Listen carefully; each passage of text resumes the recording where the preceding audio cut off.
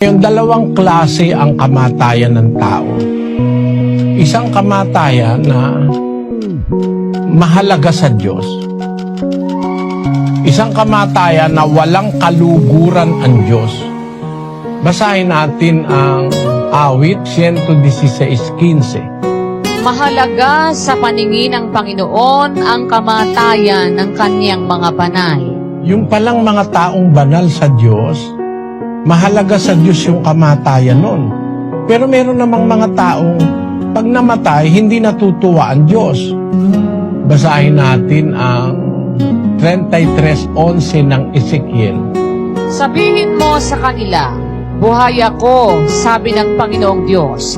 Wala akong kasayahan sa kamatayan ng masama, kundi Wala ang masama. wika akong kasayahan sa kamatayan ng masama.